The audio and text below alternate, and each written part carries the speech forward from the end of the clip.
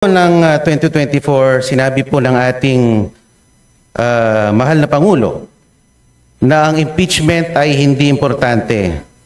Sabi niya, this does not make any difference to any single Filipino life. So why waste time on it?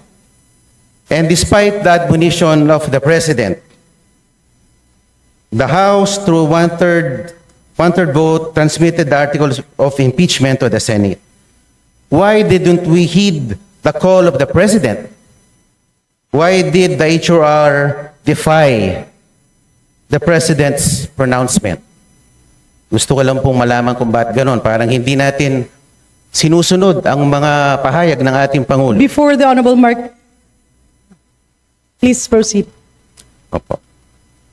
At nung July 25, the Supreme Court, sabi nga nila, inilang dineklara ng articles of impeachment ay unconstitutional at void ab initio. At pagkatapos noon ay nakarinig tayo ng mga pahayag mula sa House members na tila baga tinatakot ang ating mga maestrado na pwede kayong ma-impeach din tulad ng Vice President. And despite the motion for reconsideration submitted, the Supreme Court, through a press briefer, reiterated that the decision is immediately executory, notwithstanding the MR. And the Senate accordingly adhered to the decision by archiving the articles of impeachment. So ang tanong ko lang po why the continued defiance on the part of the HOR? Parang tayo po ay tila nagmamatigas.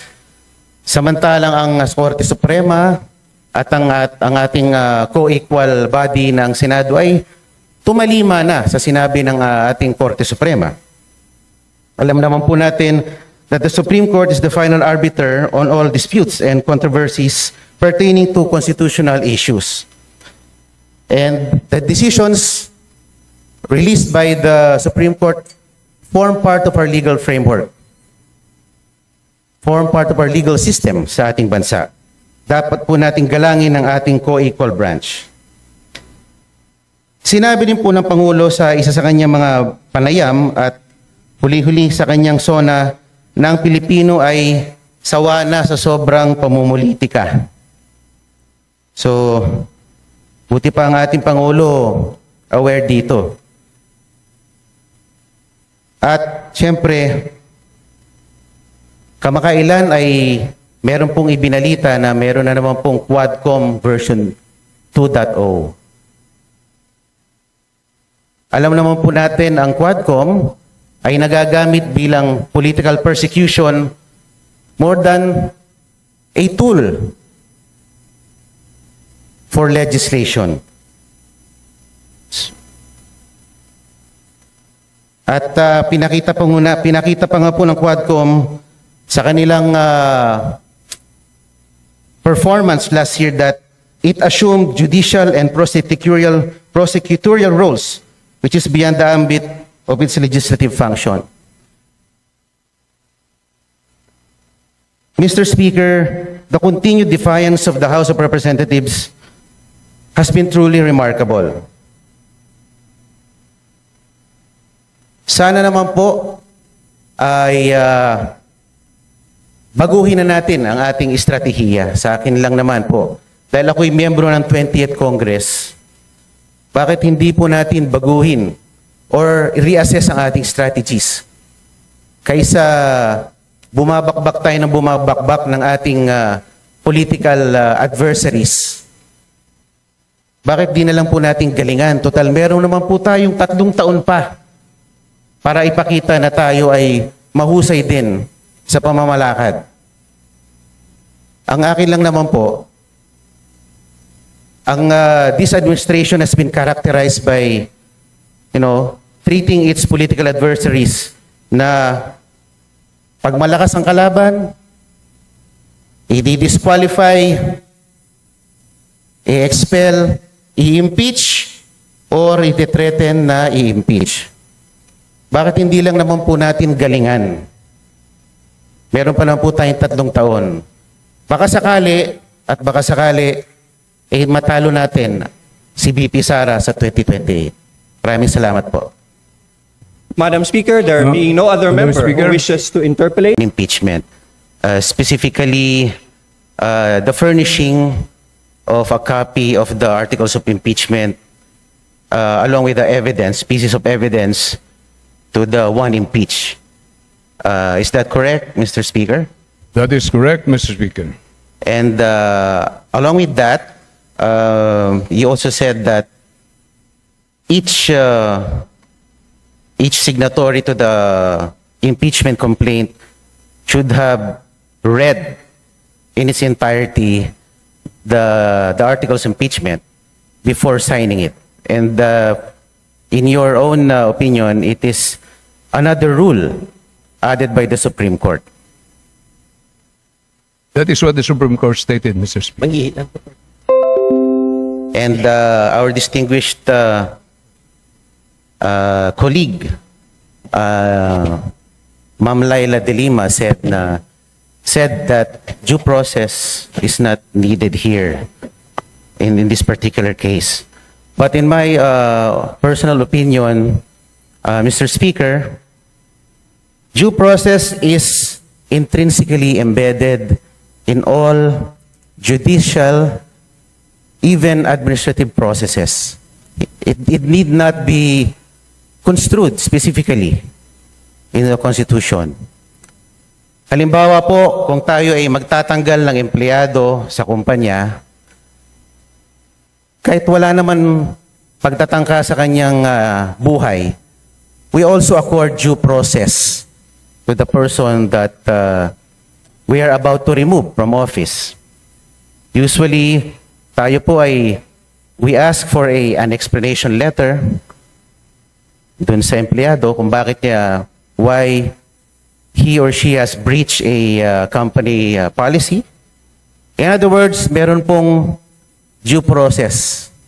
And I think it need not be specifically stated in every ruling.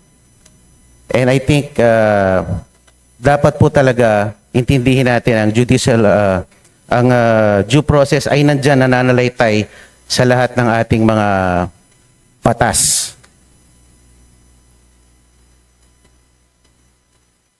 Mr. Speaker, ang impeachment po ay a class of its own.